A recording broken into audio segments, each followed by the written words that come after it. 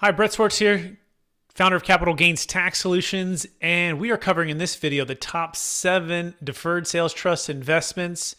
Let's face it, when you're deciding to use the deferred sales trust, you want to know, is it legal? Does it work? Who are all the players behind it? What's the track record?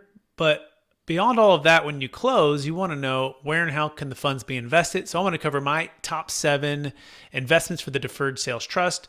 Number one investment that I really love, and I think most of our clients love, is the ability to invest in commercial real estate.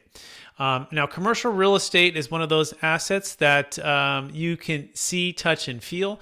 And if you're working with proven operators, or you're a proven operator yourself, or an owner yourself, you have a chance to kind of control your destiny, if you will. We love the ability to be very entrepreneur with the deferred sales trust, meaning you don't have to just depend on someone else to manage the capital. You can actually partner with the trust to build and buy and invest in commercial real estate. And I'll give you a couple examples. The first one is for a client who sold a $2.6 million business in Alabama, and he partnered with the trust to build 72 multifamily units with a partner that he had who was a contractor, and he was the operator who found the deal and financed the deal and put it all together. But he used the trust to be a silent partner with him in the investment. And so we call it the go fund yourself, meaning that you don't have to necessarily get more capital from a bank or more capital from another partner. The trust can be a silent partner. And honestly, that's the number one for me, because I come from a real estate background and with my family and investments in brokerage. I'm an investor myself. And I just love all things investment real estate, especially multifamily. Also love mobile home parks, self-storage, and senior housing, assisted living. I've done some retail and industrial investments, but that's just kind of my flavor. It may or may not be yours, or it might be a situation where you're looking at investing with the trust, but you're looking to retire from that operations, which is also an amazing opportunity for the commercial real estate investment, in that you can be, the trust can be a passive investor into other commercial real estate syndications.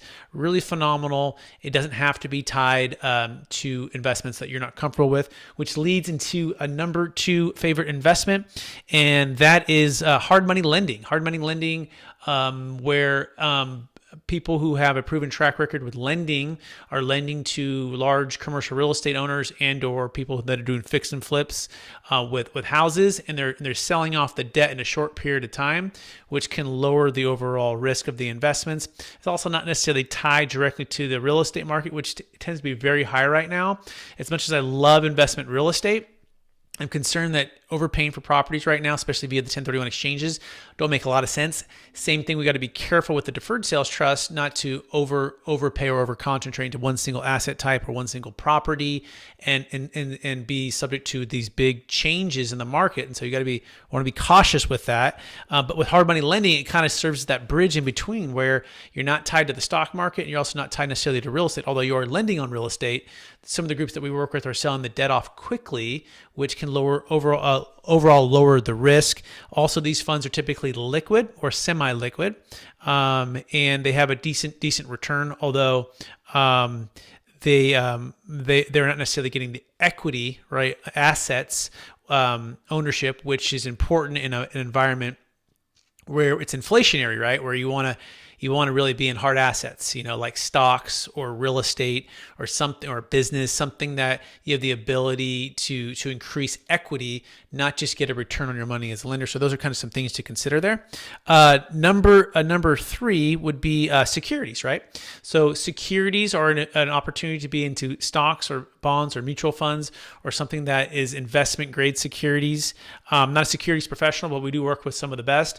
And this gives the trust the opportunity to stay liquid, stay diversified, the funds that is, liquid and diversified, and secured against some of the biggest companies in the world. And we work with a bunch of financial advisors to help with that plan. That's number 3. Number 4 would be ground up construction. Now, I guess you could still kind of say this is number one, but my number one right now is cash flow value add property. So I kind of put it in number four, and for this particular top seven of mine right now.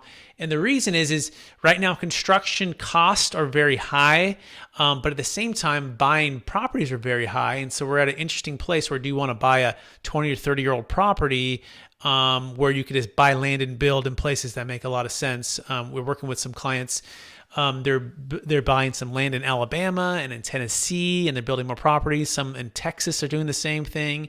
And so I do like the ability to do ground up construction with the trust, where the trust again becomes a silent joint venture partner with you, and those properties are built. In fact, we just did a deal in San Diego. It was a car wash sale. These particular clients sold a $12.7 million property. They bought the land and they built the property, the car wash, and then they ran the business, and then they sold it off for a huge profit.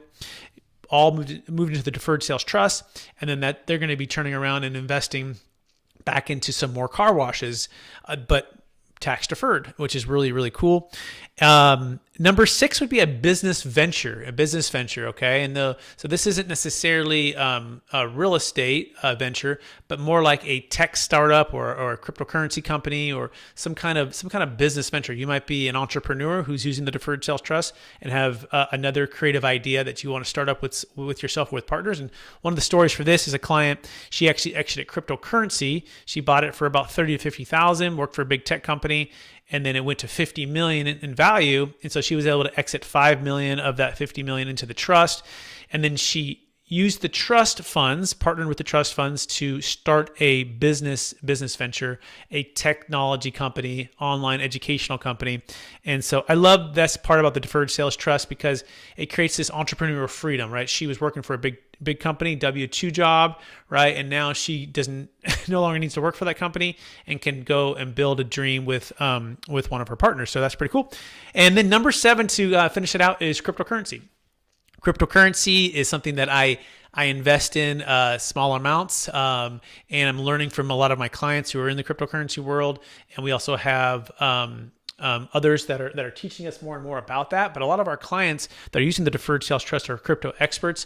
And so the ability to go into these different asset types at any time with the Deferred Sales Trust is an amazing thing that I don't think can be overstated, because like a 1031 exchange, it has to be like kind investment property in a short period of time, and it's typically means you might have too much over concentration in a single asset type. You might be overpaying for a property, taking on too much debt. Whereas the Deferred Sales Trust, being able to diversify into all of these different investments: commercial real estate value add, commercial real estate ground up construction, hard money lending, securities, new business ventures, or crypto, gives you the ability to create and preserve more wealth, diversify, and also keep your funds liquid, depending on the investment, to be able to strike when the iron's hot, which goes right into one of the concepts that we teach at Capital Gains Tax Solutions, which is optimal timing. If you want to learn more about that, you can go to capitalgainstaxsolutions.com. You can subscribe to this YouTube channel that you might be watching this on right now, or subscribe to our podcast you could be hearing this on. But we want to really teach you how to do this. By the way, take a look for our next book that's coming out. It's called The Building a Tax Deferred Exit Strategy, and it's the proven playbook for unlocking your ideal wealth plan when selling assets of any kind for yourself or your clients. We have some amazing people like Kevin Harrington from Shark Tank's going to be in the book, some other commercial real estate operators and experts, and a lot of other folks as well. So we want you to look for that book. If we can help you in any way, just go to capitalgainstaxsolutions.com, register for our free masterclass on the Deferred Sales Trust, and then get started today with your education there and/or getting your Deferred Sales Trust going. We appreciate everyone watching this out there, and we will talk to you again real soon. Bye now.